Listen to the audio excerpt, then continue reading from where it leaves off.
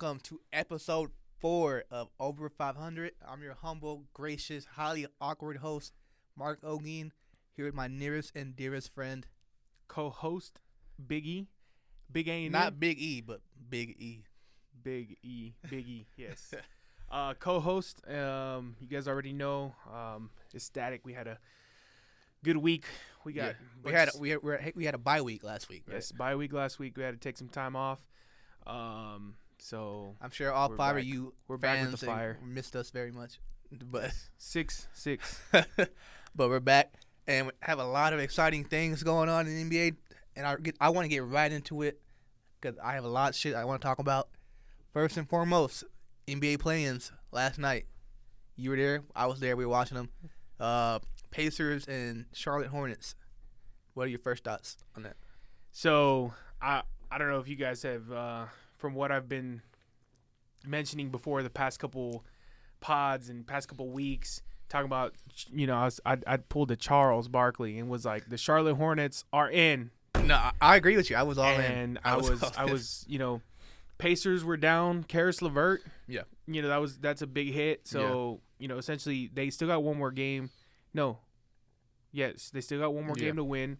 And even if they do win, they're basically without Karis LeVert for the first series because he's in COVID protocols. Correct. Which is crazy because I think I saw a stat saying that Indiana was the only team that never had anybody miss any games for COVID protocols until the last most important game of the season. Yes. And they also had half of Malcolm Brogdon. Oh yeah, he was hurt, and then when he was playing out there, he didn't look like himself at all. No, he still did some damage on the court, but he wasn't himself. But yeah, just kind of going back to Karis LeVert, like, poor guy. This guy's like balling in Brooklyn, and then he gets traded. That trade saved his life, though. Yes, so traded, right? And then the physical. What does the physical say?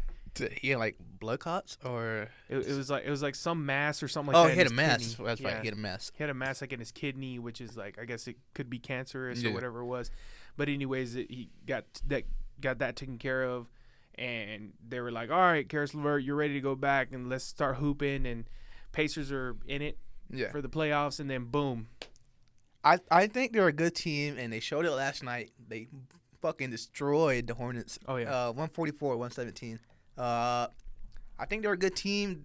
I don't know about their coaching situation, but I was surprised that that they didn't need LeVert at all last night. Yeah, I look at Pacers, and there's one player that stands out above the rest, Sabonis. Yeah, that guy, pretty much. I think he only had like 14 points. He was 1 assist away from a triple double. Yeah. This guy he didn't play the fourth quarter, that's why. Yeah, so he was 14 points, 21 rebounds, something like that, and 9 assists. He was 1 assist from getting a triple-double. Yeah. This guy is awesome. He is the Pacers. Like, he's so underrated. He's the most underrated all-star in the league. Yeah. On the flip side, the Hornets looked absolutely terrible. They didn't look like they were ready for the moment. I was watching them, and very few passes were being made on offense. There was no defensive communication at all. Yeah. Terry Rozier went 0 of 9. LaMelo had like 4 points, something like that. He was shooting terrible. And they didn't have an answer for Sabonis being wherever he wanted in the paint. Where was Terry? Where was Terry Rozier? That's their playoff veteran. He went 0 of 9, but he has a habit of doing that. Yeah, he has a habit of doing that, but at the same time, it's like this is your moment to shine. Yeah. So I get LaMelo, and shout out LaMelo, and right? Washington and Malik Monk, all guys never been in the playoffs yet.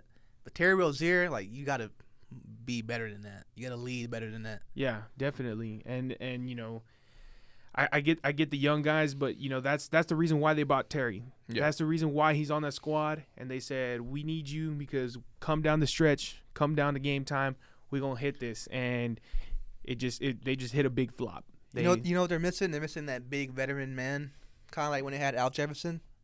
They're missing that. So they need like a veteran. So they need inside presence. So you're telling me they need to sign Tim Tebow? No.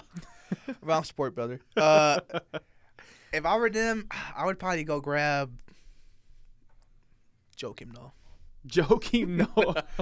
But I think even him being on the team would help. They didn't need like leadership out there. Yeah. No, they definitely need some veteran presence. I think I don't know, a veteran on that squad is probably what, Bismack Biyombo. Yeah. Well, I forgot he was on the team. Yeah, and he didn't even play last night. I don't think. I think he played a couple minutes, but he's the veteran presence. Yeah. But I think they need a better veteran presence. Is Miles Turner a veteran presence? He's been in the playoffs. Yeah, but not quite the leadership. Yeah. I think he'll be a good addition to what they need on the court. Yeah, definitely. Fun fact: Indiana has lost 5 straight years first round of the playoffs. 6. So they got to beat the Wizards. So will they beat the Wizards? They're looking very possible. Okay, so yeah, I agree. They're gonna beat the Wizards. Yeah. Yes. Right. Yes, because then they play the number 1 seed, which is Philadelphia. Yeah.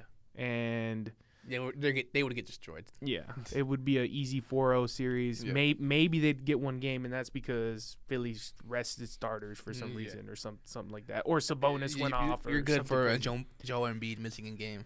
Yeah. Sore elbow. And I mean that's what Philly wanted. They wanted the 1 seed so they could play somebody like the Pacers, right, or like the Wizards, right? Yeah. Essentially, if the Wizards were to go on. Speaking of the Wizards, the other playing game last night, they played the Celtics, and everybody had the Wizards winning, right? Yeah, I had the Wizards winning. I had that upset. Charles Barkley. Yeah, that's true. Okay, but Jason Tatum has something to say about that. He goes off. He goes Super Saiyan 3, 50 points. Just a great game. He put the team on his back by himself. Yeah. So Jason Tatum what Jason Tatum did last night was what stars in the league do, and he carried that team. And when the lights are bright, he said, "I'm gonna take the wheel. Yeah, everybody, just stay in the back and keep me awake while I'm drunk driving." By the way, we do not condone drunk driving. That's a very bad analogy, brother. Come on, man. But Jason Tatum is that guy where you and all your homies are drunk, and you're getting home from 6th Street, and you're like, man, who's driving? We're all drunk. And Jason Tatum said, I'll take the wheel. Just keep me awake, brothers. Okay. This is what I love about the playoffs, though. It's that it's a coming out moment for guys like Jason Tatum, who like maybe a casual person at home, like I've never seen that guy. He's very cute, but this is where you make your name in the league. And like 10 years from now, like, man, remember that one series? Jason Tatum went off for 50 points, no Jaylen Brown, half a Kemba, and he just put the team on his back. Yeah. Put the team on his back. Well, and I think the move to get Kemba at the beginning of the season was, all right, the reason why we're getting Kemba is because Kemba is that guy. He's that guy to carry the team. He had not look like that guy. This season, it's actually been the complete opposite, where Kemba's the Robin and Jason Tatum is now the Batman. I mean, if you're a Celtics fan, that's what you want. That's all you can hope for. Yeah. I mean, you're a Celtics fan. This is what you want because Jason Tatum is your future. Yeah. And he's looking like a good future. Yeah. But, enough with the Celtics. Like, what was that garbage from the Wizards? It was really, really bad from what I saw from Westbrook and Beltrons. Like, those guys played horrible. I'm not going to throw Bill under the bus because he looked like 70% of Bill out there. He didn't look healthy. He was grabbing his hamstring all game. He was a game time decision, right? Yeah. He shouldn't even be playing, really. So I'm not too mad at Bill. But Westbrook was very inefficient. He didn't have none of the intensity he usually plays with. And Beltrons went No, I think I had the stat. Beltran went 0 of 7 from 3. Yeah, he went 0 for 7 from 3. I think Westbrook actually was playing with good intensity. He was intense. He had moments. This dude did have like 20 something rebounds. But he only had 4 assists. That is Westbrook. Westbrook is that guy. He's the one who he'll make shots sometimes, but he's gonna follow up his shots. He's gonna go get the rebound. He's gonna try to make a pass. He's gonna try to win the game somehow, some way. People have been talking a lot about Westbrook the past couple of days. Whether it be good, whether it be bad, talking about how he passed up. He's now the leader for triple doubles in the league. Some people call him selfish. Some people call him a great player. Some people call him Westbrook. It's the cycle of Westbrook. Yeah, but last night he he was not good. Yeah, I think he might have been hurt because he left to the locker room early last night. If you remember, Possibility, yeah. But I think he was setting up the narrative like, I was hurt too, man. I shouldn't have been playing neither, but Excuses. I love my fans. Excuses. I mean, this dude, he also went, what was it, 6 for 18 from field goals, and 0 for 4 from 3. Like he was, and I don't know if you look back at the shots that he took, some of those shots just don't even hit rim. Yeah. And it's like, but he had the tendency to do that. That's yeah, part of the that is Westbrook. experience. Yeah, and I think I saw a stat where I think Westbrook is now in the playoffs. He's now a 29% 3-point shooter, for his career, and that's horrible numbers. Like I think Tim Duncan has better 3-point percentage. I believe you. And he's power forward. Real quick, Indiana or Washington? In the last game, Indiana all the way. Bet the house. Bet the house. Guarantee it. You get the Chuck guarantee button over there somewhere. Yes. Hit the guarantee button. Let me take a shot real quick. I got Washington. Wow. Okay. I really do. I think Bill is gonna have a 80% Bill game.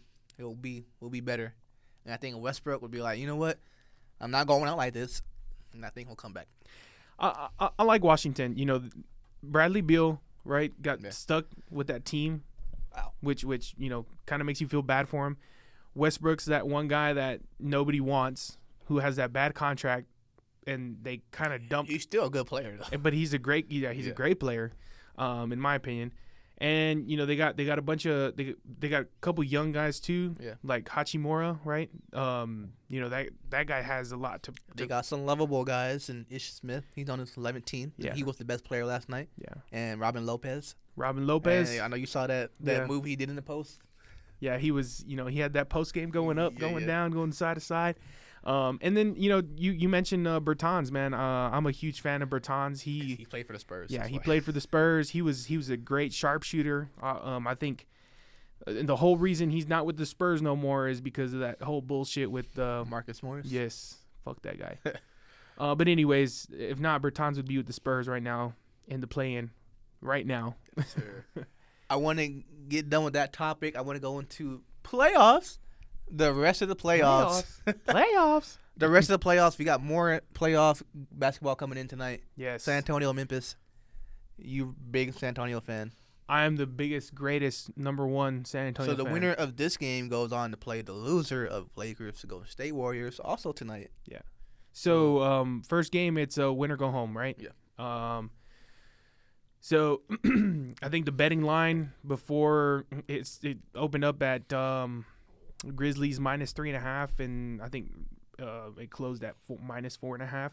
So what does that mean again? So the Grizzlies are favorite, right, by 4.5 points. Yeah.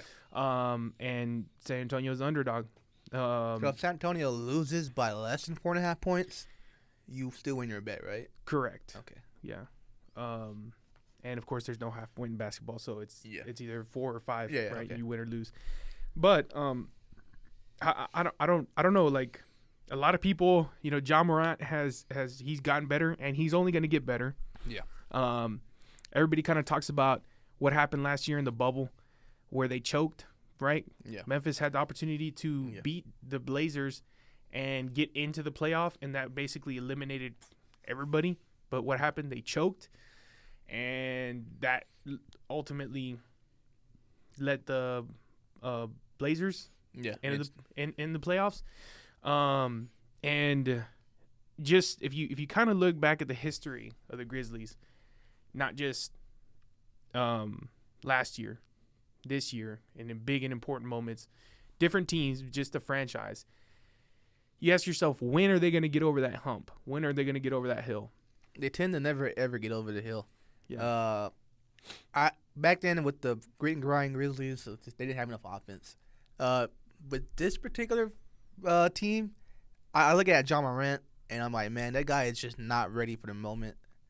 Not because he's just not ready for it. It's because he's just too young. Yeah. He doesn't have like that killer instinct, or maybe he does, but whenever it becomes the fourth quarter of an important game, he becomes like DJ Augustine, where he's like he he's trying to do too much, and it's just not working out for him. And the teams know he's gonna try to play hero ball. Yeah. And I think for them to take the next step, it's gonna come from John Morant being a better player in the fourth So quarter. little hero ball, kind of like Westbrook or what? Even worse. No, not even worse.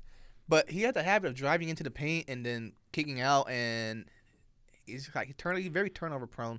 And Yeah, when I he agree. and he starts settling for threes, and then he's not a good shooter in the fourth quarter. Yeah, I think he has those two things, right? So one, yeah, he starts settling for threes, and then he has those crazy moves. He's very athletic, and I feel like every time he drives, you as a defender, you automatically know he's gonna drive and go to the basket. He's not gonna pass. Yeah. He's not gonna do anything else. Like, and that kind of gives you the advantage and say, all right, block the shot or make the shot difficult, because that's just who he is. And yeah, he tries to play a lot of hero ball.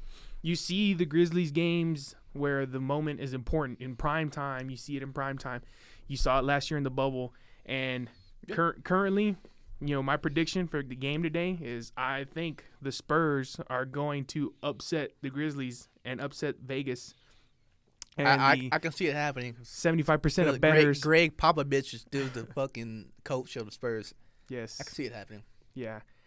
Greg Popovich, he is a legend. I'm just happy they get some national spotlight. Yeah. I don't think I've seen a Spurs game all year. Have not seen one. The Spurs have not been this whole year on primetime until today. Till today. Yeah. Good for them. So I'm proud of my Spurs for even just getting to the spotlight today. But I will be even more proud of them and even more happy and ecstatic. I think that's the word. Okay. Excited when they whoop that ass.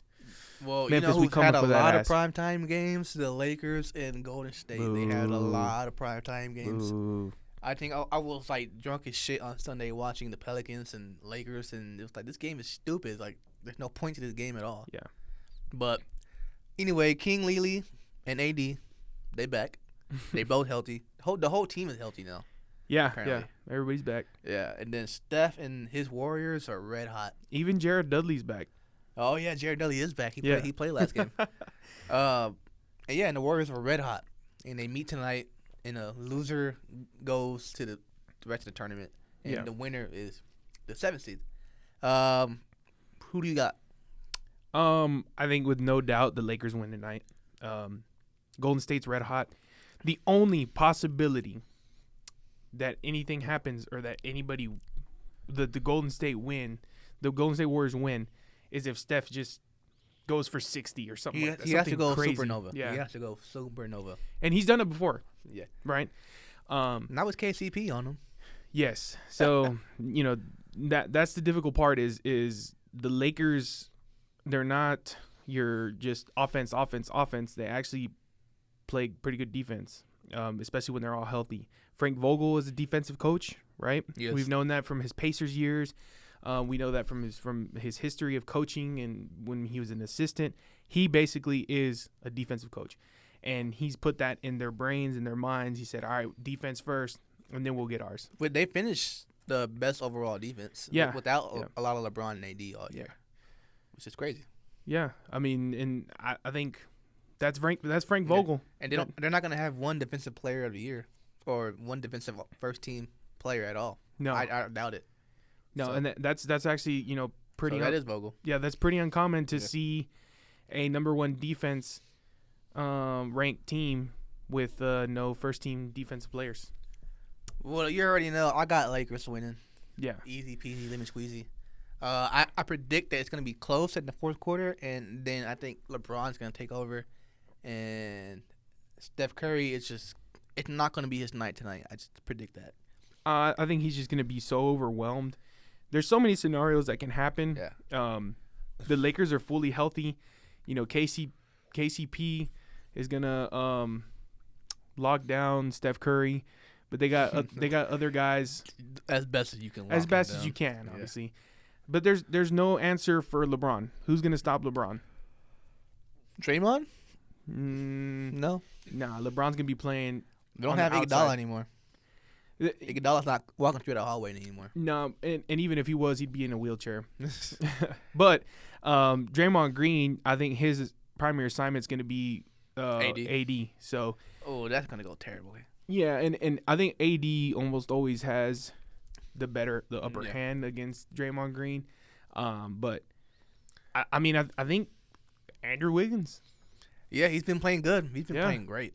He's been playing good, and I take back any slander I've ever said to Andrew Wiggins on the internet, on Reddit, in real life. He's been playing pretty good. He's proven himself this year. So wasn't Andrew Wiggins the guy that was drafted by the Cavs the year that LeBron left? And LeBron like, ship his ass out of here. He's too young. I need help now. And they traded for Kevin Love. Yeah. Which was, in hindsight, a good move because they won a championship. Correct. So you can't ever be mad at the move that resulted in a ring. No, but I mean, there's some beef there, right? It's like I think Andrew Wiggins like, why don't he want me, man? But whatever. Yeah, I mean, it's like you. Real quick, last thing. What do you think so far of the play-ins? The play-in tournament, you like it? You love it? You think it's an insult to basketball? I think my opinion on the play-ins is it's entertaining. For a fan, it's entertaining for the fans. It's awesome. Like, it's cool. We were watching the games last night. We're like, oh yeah, this first game is win or go home, right? And it feels like a game 7, right? And then at the same time, you're like, shit, we get one more win or go home game before the actual playoffs start, right? The seeds 1 through 8. Yeah. So it's fun from a fan standpoint of view. And I'm not an NBA player, so let's do this again. Let's run it back next year. I like it as a fan too, but as an NBA player, I've seen the feedback, and it seems like if you're not in the play-in, you're like, oh, that's a great idea. Why not? Yeah. But the moment you're in the play-ins, you're like, this is a stupid idea. Somebody should be fired for this. Yes. AKA LeBron. LeBum. But Tobias Harris said the same thing. He was like, I think it's a great idea because I'm not in it. Yeah. But if I was, I would feel differently. Exactly. So I like it. I love it. I hope that it's here to stay. Yeah. I mean, more playoff basketball. Who could be mad at that? Yeah, and I think if it continues, right, and it keeps going, should tweak it a little bit, right? Or I think there's really no way to tweak it. Okay. They 7 and 8, they ultimately get one game at home court. Yeah. Right. No matter what, that's the only adjustment that you can make. Yeah. But unless they should tweak it to where it should be 7 plays 10 and then 8 plays 9. No. I think the way it is now. That's the only way. My beef is that there's going to be a year that the 10 seed is like 10 games out from the fucking 9th seed, and then they're going to be playing the game, and I'm like, this 10th seed is terrible. And why are they even like competing in this tournament right now? Yeah, so then that could be the adjustment that you make, right? Is if you are a certain number of games behind, then we'll just do it between 7, 8, 9, and we'll have a. It gets kind of tricky, but so far I love the idea. I'm with it. I'm with it too. Hope that they keep doing it. I'm with it if you with it. Last over 500 topic, over 500 awards. Yes. So it's the end of the NBA season, and most of the time people on the internet are debating who's MVP. MVP, who's most valuable, defensive player of the year, pimp, who's sixth man of the year, who's cutest off the bench player. What do you got? Who's MVP? MVP, easy. It's Jokic, right?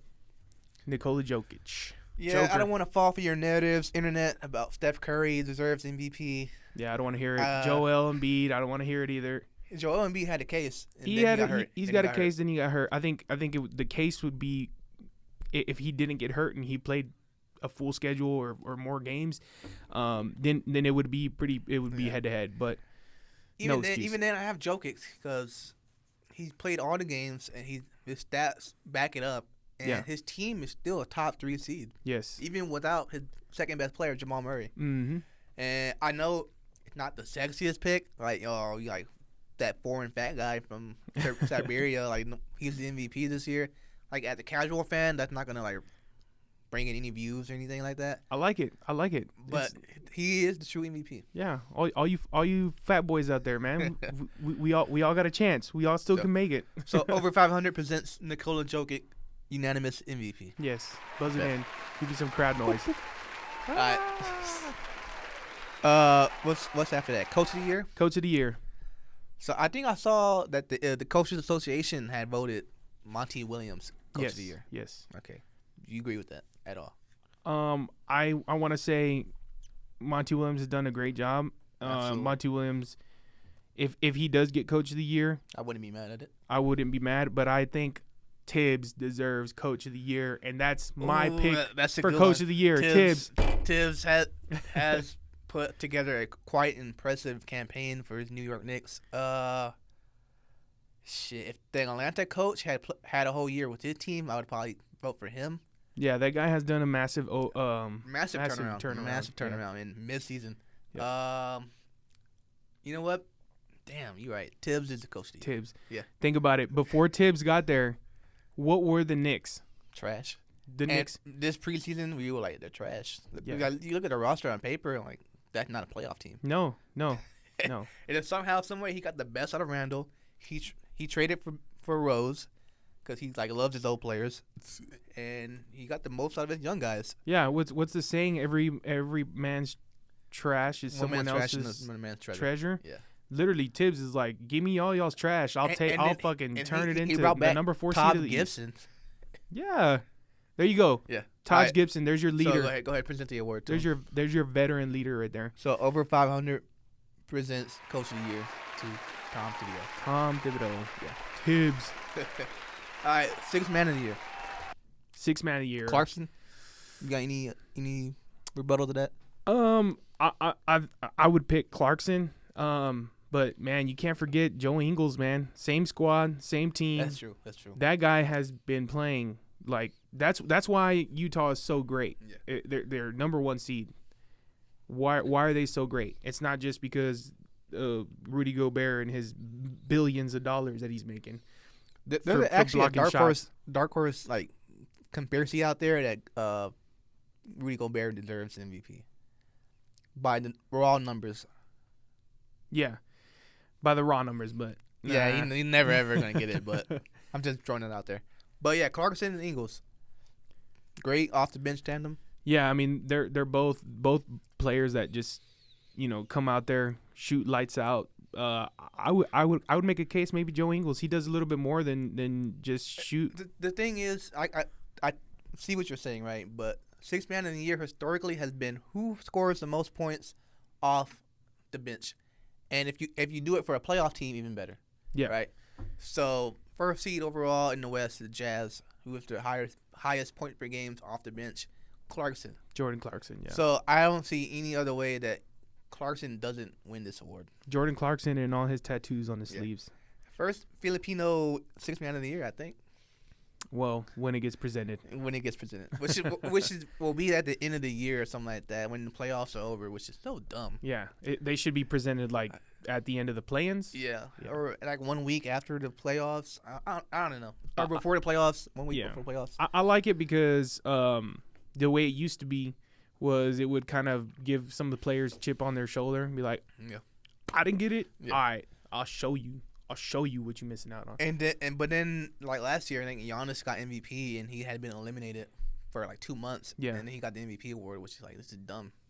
Yeah. It's a regular season award. Whatever. So over 500 presents Jordan Clarkson, sixth man of the year. Jordan Clarkson. Yeah. All right. Defensive player of the year. DPOY. Eddie Gobert. Yes. Easy. Move so on. We got two Next. Jazz. We got two Jazz winning. Yeah. I agree with you. I can't. The Jazz are just a super team. Yeah. They are a super team. They're loaded. They got bench players. They got good starting players. They are just great. And so I agree with you. I can't disagree. Over 500 presents Defensive Player of the Year to Rudy Gobert, Utah Jazz. Rudy Gobert, Australia. Jetam. No, he's French. No, Jetam Bocoup. Jetam Bocoup, I think, right? All right. So, six-man Defensive Player, Coach of the Year, MVP. What's left? I mean, I guess you want to do Executive of the Year. Executive of the Year, man? Rob Pelinka. I was going to say Sean Marks, Brooklyn Nets, because he just pulled everybody somehow, some way. Ooh, agree to disagree. That's a stupid award. I don't like that award at all. Yeah. It's we missed MIP. Who's your MIP? I don't know. Going back to executive just real quick. The Knicks guy, what's his name? James Jones or something like that? I don't know. I have no idea. James Dolan is the owner. No, not James Dolan. Screw that guy. But for once, he actually let the coach and the I think the roster GM. on paper is terrible. So to me, he can't get it. He can't get it. The roster is terrible on paper. yeah. This is Tibbs getting the most out of his shitty roster.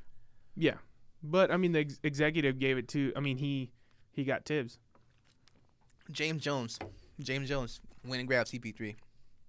So True. give it to James Jones. Give it to that black man. You have something against black men in the league? I have nothing against them. Okay, well then give it to him. All right, so back to MIP. Most improved. That's easy. Julius Randall. Randall. I agree with you. Yeah. Man, this is too easy. They just let's sweep. Yeah, I mean, no, just this guy is amazing. Like what he's done for the city. Yeah. The mecca of basketball, Madison Square Garden. I was reading a post. Has their star. I was reading a post about how much it's meant to the city of New York because they've been hit really hard with COVID. Yeah. And they recently came off lockdown like 2 months ago. Mm-hmm. So they've been in lockdown for a long time, and the New York Knicks have been bad for a long time. And to them, it feels like the city has been revived by New York Knicks basketball. Yeah, think about it. The Jets suck. The Giants suck. The Yankees suck. I'm not gonna mention the Nets or the Mets. The Nets don't even like recount the New York team, to me. Yeah, I mean no, they're Brooklyn. I feel like most New York people. They're New Brooklyn. Yeah. The Mets though, the Mets are playing great. Yeah. Baseball. So, man, I mean maybe New York's back on the come up. Yeah, but New York the New York Knicks are the New York team. Yes. Like I feel like when they're winning, that's all anybody cares they about. are the heart of the city. Yeah. The Nets are kind of like a kidney. You know, you can lose one, you got the other one. So congrats to them. I agree. Randall is MIP. So over 500 presents, most improved to Julius Randle. Real quick, my problem with MIP is that it should never, ever, ever, ever go to somebody on a rookie contract. Do you agree or disagree? When you give it to somebody on a rookie contract, it's like, well, what did you expect? Like he's on a rookie contract. He's supposed to get better. So when they gave it to Brandon Ingram last year, I was like, this is dumb. As much as I love B.I., former Laker, yeah, I didn't agree with him getting MIP. I see what you're saying, but I disagree. I think it goes on how they jumped, on the jump. Like okay. Brandon Ingram. I see your point where you're making with Brandon Ingram, but he did have an amazing great jump. Yeah, but he was the second overall pick of the draft. Yeah, and he wasn't looking like the second overall pick. He was supposed to be like that good. Yeah, naturally. I mean, it was gonna be a matter of time, but yeah, I mean, KWAME Brown was supposed to be that good, and he wasn't. Yeah, but he never took a jump his third year. So if he had taken the jump, I'm like, oh, there he goes. That's the KWAME Brown they drafted. He never took a jump ever, and that's the point. Is you better watch what you're saying about KWAME Brown. He will pull up on you. Yeah, I know. I think he's knocking on the door right now. All right, so enough of that. We've been sending all our awards. We're gonna take a quick commercial break. Already, and we'll be right back.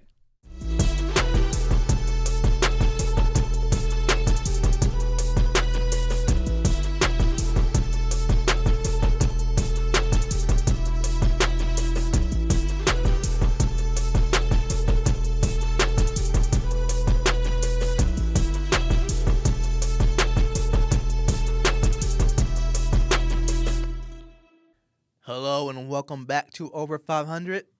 Just a quick reminder, folks, we are presented to you by Treaty Oaks, the best gin in town. I'm not just saying that because they pay me to say that. I truly do believe that. That's pretty good. Pretty good. It's pretty good. It's very good. What's better than very good? It's great. It's great. You fucking lie to my people. It's not. Don't you lie to the people during the sponsorship ad. It's not Russell Westbrook great. It depends what night it is. and besides that, if you want us to give you a shout out on this podcast, hit my Venmo. Let me see some funds, and I'll say whatever. Yeah, I get a cut from that, so just hit up his Venmo. Okay. Besides that, let's get back into it. Under 500 time, aka Tebow time. Crickets. Man, come on, man. I'm trying to bring energy into this podcast. You gonna do me like that? Well, that's what I think about when I think about Tebow. Okay. Well, why is that? I think about kneeling, praying You to the think about ceiling. kneeling into the ceiling? Okay, so what's your beef with Tebow? I got no beef. Why are we talking about Tebow anyway? He got signed to play tight end at Jacksonville. Yeah. Yes. And you have a problem with that? You're not okay with that? I don't got a problem. I personally don't care. I'm not a Jaguars fan. It is what it is. How long has he been out the league? 5 years?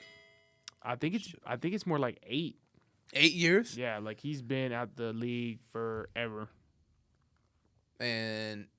But you have a problem. You don't have a problem with him coming back and playing tight end. Yes, I do. You have a problem now. Yes, now I do. Okay, you didn't care before, but now you do. Okay. So Well, what changed? The only problem is he's. I feel like he's privileged.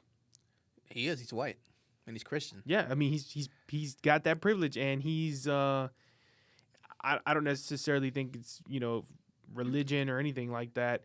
I think it's just he's got the hookup. He's got the contacts. Let me tell you something, brother. This is all about money and only money. Jacksonville Jaguars, like every other NFL team, they lost a lot of money in COVID, and they're gonna bring back the hometown guy, the Florida guy, Tim Tebow. Look, we have Tim Tebow. We have Trevor Lawrence. Come fill out the seats. Come watch Tim Tebow catch passes from Trevor Lawrence. That's what they want. Yeah, that's what they're aiming for. They need money. All he's got to do is catch one pass. Yeah. For like 30 and it'll be yards. on Sports Center for a week. Yes. So yeah, they need money. This is the money grab. Now you're talking about money grabs. Have you looked up tickets? Right, because the schedule came out about a week ago. I saw the Patriots tickets prices for Tom Brady goes back to Foxborough. Yeah, I mean the tickets are insane. Yeah. Like we obviously know, all leagues lost money last year because of COVID, and all that stuff. And they got to find a way to make it back, whether it be this coming year, or whether it be a sequence of years. But I mean, dude, there's they want that money. They want that money. There's some hefty prices out there, and they're going get that money. And the fans are going to probably be willing to pay because they saved so much money last year not going to the games, and this year they're like, we gotta catch Tom Brady, we gotta catch Dak Prescott come back, we gotta catch this and that, which I agree with it. Like supply and demand. Yeah. If nobody wanted to pay those prices, nobody would. Wait, so what would you rather have? A picture taken at the Jacksonville Jaguars Stadium with Tim Tebow, or tickets to go to the Bucks Patriots game, or Tebow. Or I don't care what the other one is. Tebow. Or Bad Bunny tickets. All right, the third one, but that's unrelated to sports, all right? It's related to tickets, and it's related to concert after COVID. All I'm saying is Tebow was my comfort player, I guess, back when he played for the Broncos. Yeah. And that was like the most fun I've ever had watching football ever. Yeah. Was Team Tebow playing like shit for 45 minutes, and in the last 15 minutes, he's like, down the field. Somehow like a 10-yard pass, 2-minute drive. He's the goat. He's the goat with the 2-minute drive. Yeah, and he took the virginity of the new overtime rules. Yes, which is crazy. Yes, he did take the virginity. That Christian little white boy took the virginity of the overtime rules. I forgot about that. Wow, with that little slant route to Demaryius Thomas. Yep, and it was such a bad throw, but it didn't matter because Demaryius Thomas is a badass. Yeah, he was badass. Yeah. But I have a soft spot for Tebow, so I'm with it. Yeah. Sure, you can be mad that they would bring back Tebow before they bring back Colin Kaepernick, but that has nothing to do with Tebow being willing to switch positions in order to make a team. Yeah, no. In a way, I think it would have been worse if he would have came back to be the number 2 or number 3 quarterback on the roster. Not. Yeah, then you'd be kind of like, ugh. But hey, the NFL reacted to it, good and bad, I guess, mostly bad, and there's gonna be a price on his head. Yeah, apparently people in the Jaguars building aren't happy Or some of them aren't. Well, That report came out. and a lot of them are. Yeah. A lot of them are like, yeah, this is good. We need this. I think some people see it for what it is, the money grab, and they were kind of roll their eyes like, oh, Tebow. Like, yeah. if you can find a tight end that went undrafted, probably who's better than Tebow, but Tebow is Tebow. Yeah. So I mean, all right. So who would you rather date your daughter though, Tebow or Kaepernick? It's Tebow. Yeah. Kaepernick's a good dude, but Tebow, that's my man. So that's exactly what the Jacksonville Jaguars are doing. They're like, Tebow, you can date my fans. We want you as a tight end though. It might take away from Trevor Lawrence mania, which that's kind of a negative side, you know. That's good. That's good for Trevor Lawrence. You think that's good? Yeah, I mean, we want as a new quarterback in the league, you want to make sure he doesn't have the huge spotlight, you know, on him. And but they do play in Jacksonville. Like that's not a big market. Like Joey Burrow was Cincinnati. Like, he was he was like the biggest thing in LSU, and then Cincinnati. Who cared? Yeah, I think I could be wrong. Yeah, no, you're right. You're right. I mean, yeah. I mean, I wouldn't mind being like in a jail cell with Tim Tebow. All right, since we're talking money grabs real quick, I want to say this. The NBA talking about bringing expansion teams in. What two cities you want to see? No, I'm playing. The reason they're doing that is because they lost a lot of money during COVID, just like the Jacksonville Jaguars did, and they're trying to recoup it with expansion teams. Which is expansion fee like $5 million or something like that. Or $5 billion. I could be wrong. It's like a lot. I think it's more than $5 million. It's like 50 million, maybe 200 million. I don't think it's $5 billion, but it's I don't think it's $5 million either. Okay.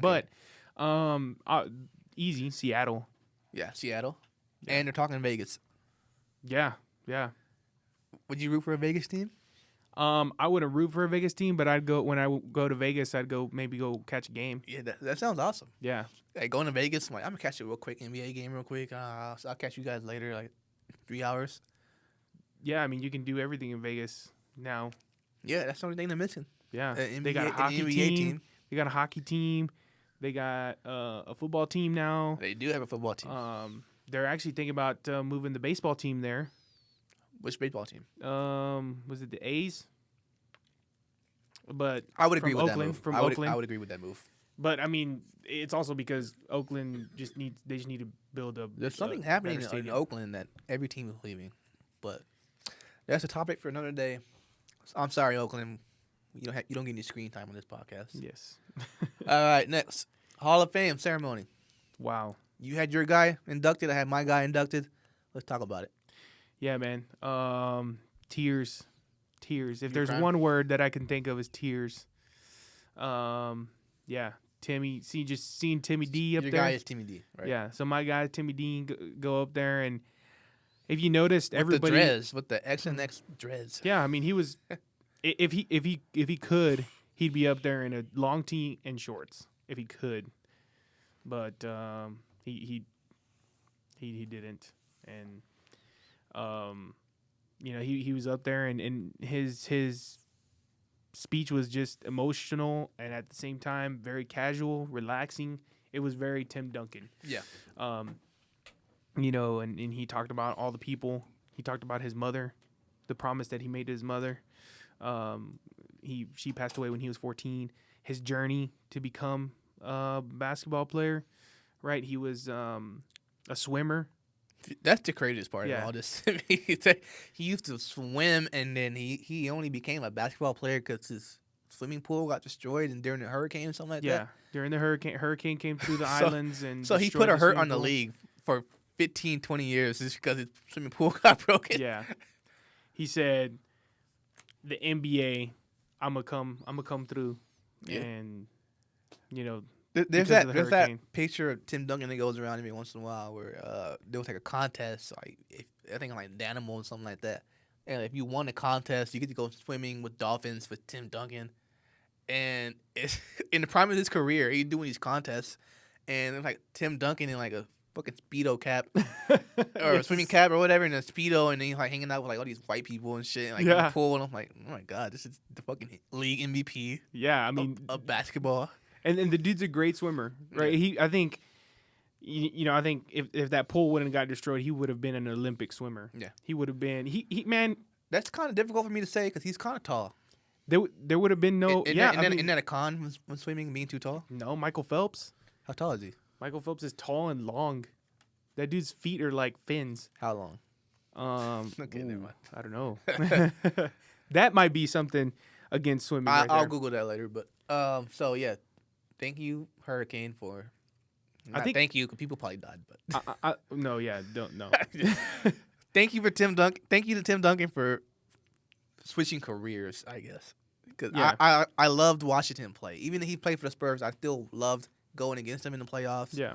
I loved everything he stood for, the big fundamental, right? Yeah, yeah. And he was just the all-around package. He was humble, and he accepted an MVP trophy, like in flip-flops, something like that, sandals. He's just a unique guy, and we'll never ever get that again. There will never ever be another Tim Duncan. Never. Yeah. Never. And that is Tim Duncan. Tim Duncan is Tim Duncan. Yeah. Just like there'll never be another Kobe. No, absolutely not. R.I.P. To my man Kobe. I got the Kobe shirt on today. I don't know if you can see it on camera. Only on camera. I was definitely crying during the Vanessa Bryant speech. You walked in on me watching it on YouTube the next day. And you're like, damn, you're already crying? I'm like, how could I not? How could I not? Yeah. And the first thing you said to me, you were like, damn, Vanessa Bryant got a fat ass though, huh? I was like... That was after I saw it though. Yeah, but I was like, you know what? Let me rewind. You ain't lying. Yeah, I mean, even Jordan was looking at it. Kobe was winning on and off the court. Yeah, he was. But shout out to my man Kobe. He finally got inducted. His beautiful daughter was there to accept the award too for him. I gotta say, I really do miss watching Kobe on the court. Top-notch player. Yeah, he's a legend, man. I was like crying during the speech when Vanessa was like, why Kobe never missed a game was because fans saved up to see him. Mm-hmm. He was like, what about my fans that saved up to see me one time? And I'm like, damn, you know what? I saw Kobe one time in my life. So that could have been me. That could have been that fan that didn't get to see Kobe if he was kind of one of those players that sat out when he was hurt. But nah, Kobe was different. Kobe would play, and then he go to the bench, and he iced his shoulder down. His fingers would be broken. He still go out there and play. Yeah. He was that dude. He was the Black Mamba. He was so unselfish. Yeah. So unselfish. He did everything for everybody except for himself. First. Yeah. First. And I think the work ethic was unmatched. Yeah. Like, that guy to be the first one in the gym, the last one out. We heard it for years. Like he just had insane work ethic. He wanted to win so bad. Yeah, and he was that player even when he came into the league when he was so young, right? Yeah, he was 18. Yeah, and so he made a lot of mistakes when he came in, but I can't blame him for that. Well, and there's a lot of players who come in real young, right? There's a lot of players who came in high school when before the rule change, and there's a lot of players that just came in and were like, yeah, this ain't for me, or they couldn't mature. Yeah. Michael Beasley. Yeah, I mean, Kobe. J.R. Smith. Yeah, but Kobe was the difference. He had to learn, but he was so talented and he worked so hard that he was given the opportunity to mess up and keep going, and he proved that he was like a legend along the way. And so, R.I.P. to him. And I'm really happy that he got inducted to the Hall of Fame. Yeah, man. Unfortunately, it sucks. That he couldn't be here to see it. Yeah. That he couldn't be there to accept his award in person. That sucks, but he was up there. Yeah. Looking from down. And something interesting too, just think about like the three headlines of the Hall of Fame were Kevin Garnett, Tim Duncan, Kobe Bryant. Notice how like all three of them had nicknames. So if you get a nickname in the NBA, you're pretty much in the Hall of Fame. That's kind of true, but also there's bad nicknames too. Well, I mean, good names. Yeah. What was KG's nickname? The Big Ticket? Yeah, the Big Ticket. Big Ticket, Mamba, Black Mamba. And what was Timmy's nickname? The Big Fundamental. Fair enough. Yes. Fair enough. The White Hall of Fame? Or Walking Double-Double? No. The greatest power forward of all time. Real quick, I want to hit you with this question. Yes. This is a fun question I like asking you a lot. Under Iguodala, is he a Hall of Famer or no? We've had this conversation before. We had it. I like asking it. No. No. Why not? And I can give you, he's like a sixth man. 'Cause I need a 3-pointer, right? Fate of the universe is at stake. Laser beam is pointed at our heads. Give me Iguodala. No, that's garbage. That's garbage. Okay, why not? Why is it garbage? Man, Clay. He was on a team with Clay and Steph. Those guys are better shooters. What about his time in Philly and time in Denver? And I mean, his time in Denver. he won Finals MVP over Steph Curry. His time in Philly, his time in Denver. I would say, those were his prime years, great years. But they're just kind of like another good players' years. You know what I mean? What cemented Iguodala was the addition from Denver to Golden State, right? Because remember, those guys clashed so many times, so many years. Well, not so many, but I think it was twice. And on the third time when Iguodala got traded, or not traded, but he signed with the Warriors, that was what put the Warriors over the hump. And they took the lead after that. Yeah, pretty much. So why is that a knock on Iguodala? If he added to that team, it took them to a dynasty. Why is that a knock on him? I don't think it's a knock on him. I just think his what else is on his resume? Was he ever an All-Star? Yeah, I legit don't know. I don't. I mean, we got to fact check. You know it, what? But I don't think he was. If I can sit here and say, was he an All-Star? Then you know what? He's not Hall of Fame worthy. I mean, what else? You just broke my argument. What else? What else has he done? Finals MVP. He two championships, right? Yeah, and he played excellent D on LeBron in the finals. I can give you one other good name. Who? Great name. Who is a sixth man? Ginobili. No, my God, get the fuck out of here. I do agree. And I think Ginobili is a lock for Hall of Fame. Yeah, Lock. And not only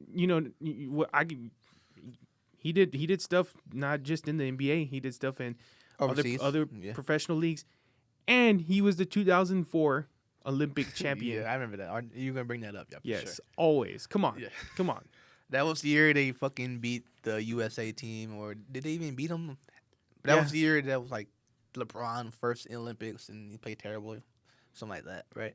Yeah, and they had Carlos Boozer was on the Olympic team. Like, bro, any team that has Carlos Boozer on your starting power forward, you suck. I think it was like the next the redemption team. The redemption team. Yeah. That was the Kobe team. Yeah, that was like the Kobe had to suit up. Yeah, all right.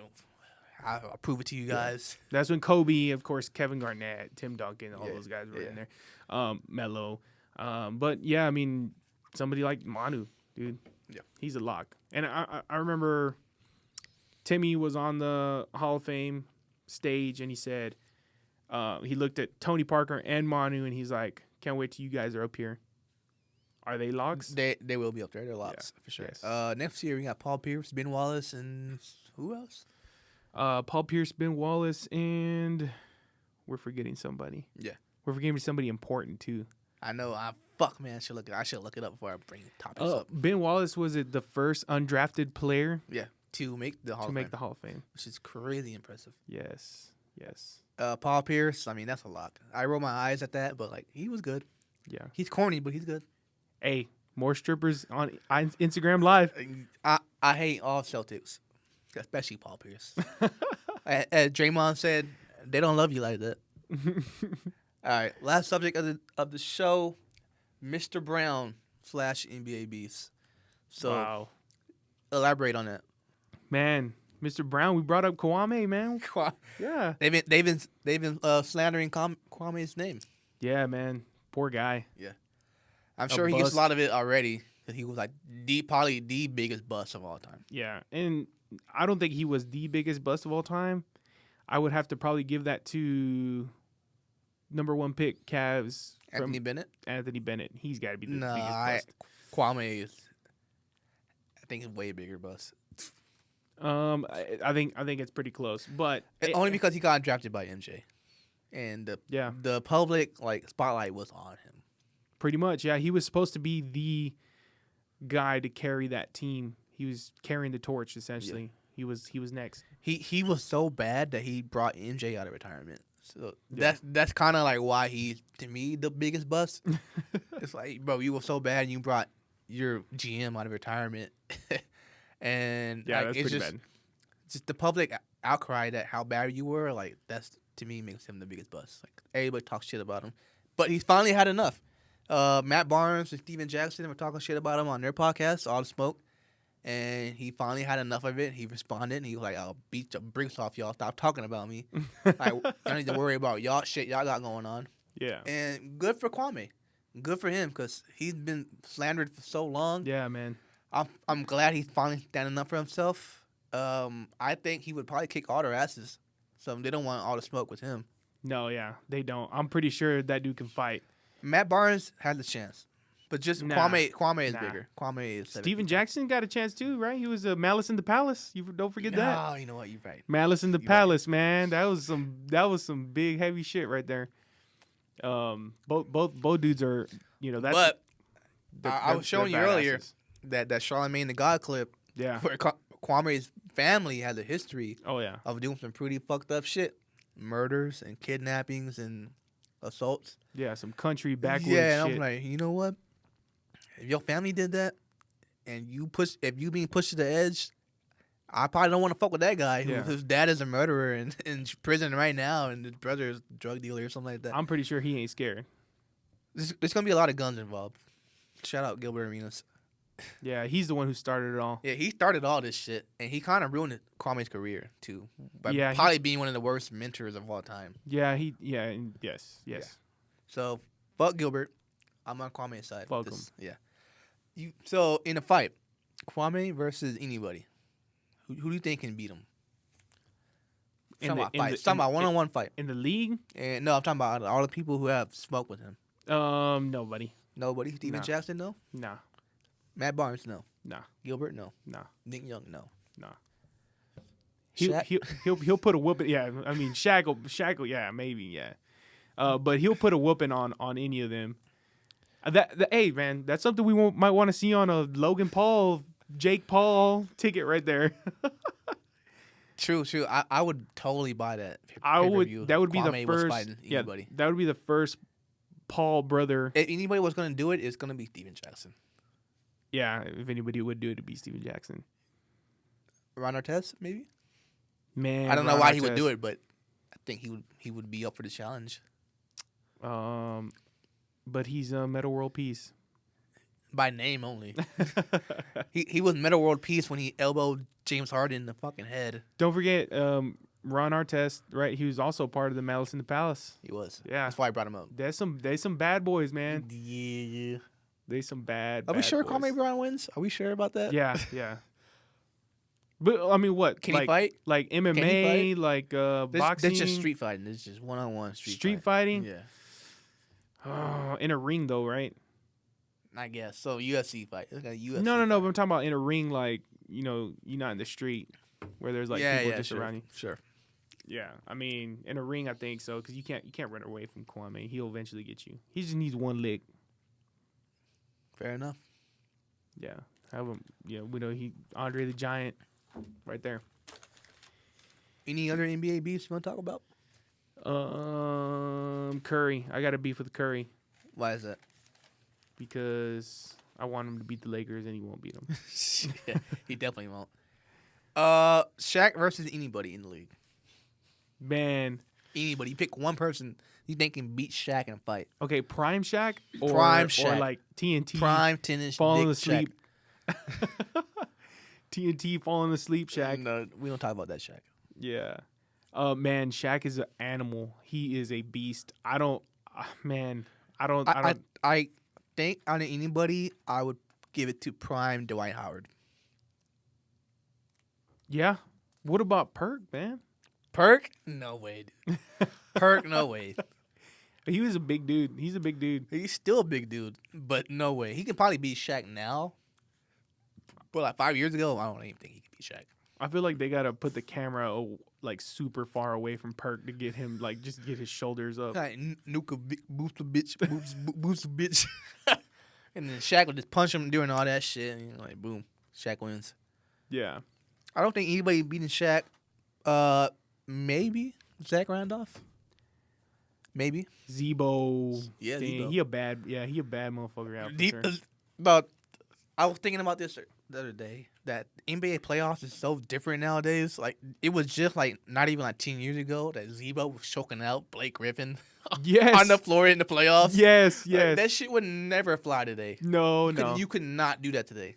No. Oh my God, I forgot about that too. What the hell? This is Blake Griffin being choked on the ground by Zebo. Like I want to see more choking in the NBA. they don't Adam Silver, if you're listening to this, They don't do that no more, man. I don't know, man. Here, going back to what you're talking about, Shaq, Charles Oakley, man, that dude is a bad motherfucker. I can see that. I can see that. I can see that. I too. still got Shaq though. Yeah, I got Shaq versus anybody. Yeah, Shaq is just Shaq. There's no duplication. Okay, let me replication. let me throw this at you. Karl Anthony Towns versus Jimmy Butler. Ooh, that's a good one. That's a good one. In a street fight, I think Jimmy will take him. Yeah. In Call of Duty, I got Towns. But in a straight up street fight, I think this is the first match we'll see the big guy actually loses. I don't think Towns is built like that. No, He's not cut from that cloth. I agree. He's goody two shoes. He's definitely changed since he lost all his family members. So my condolences to that. Yeah.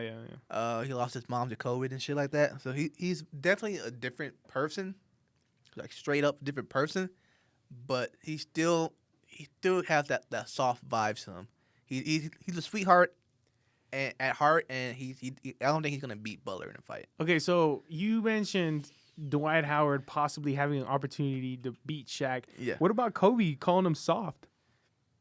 Even Kobe called him soft, and Kobe played with both of them. I feel like that's Kobe being Kobe, right? Kobe played with playing both up of to them. his insecurities, but I think Dwight is soft mentally, but he's not soft physically, dog. Well, it's not. Have you seen his stature? A His shoulder blades. fight is also mental. It is, but Shaq is just as mentally soft. Shaq Nah, fucking got riled up by McGee. JaVale McGee got into Shaq's head. Can you believe that?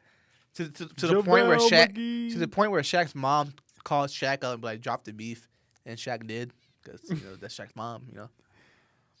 He's like, I'm dropping the beef against Miguel because my mom told me to.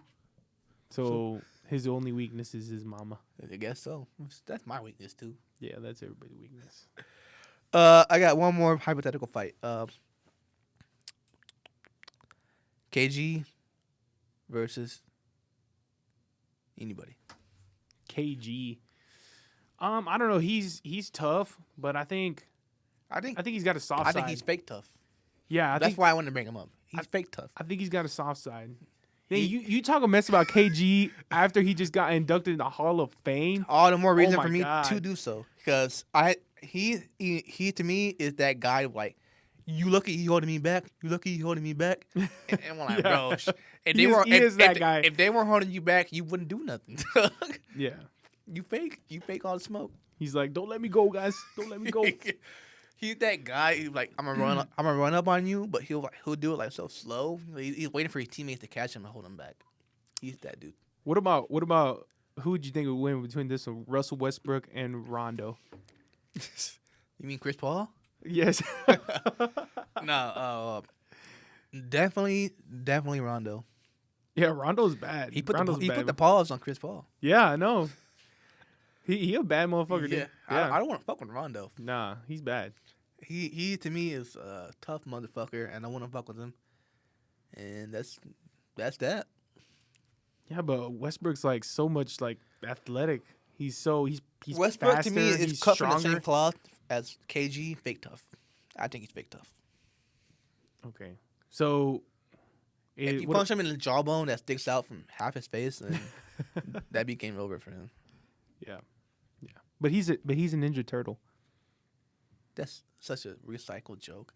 I know. I can't believe you would throw that out there at me. I know. I had to throw it out there. All right.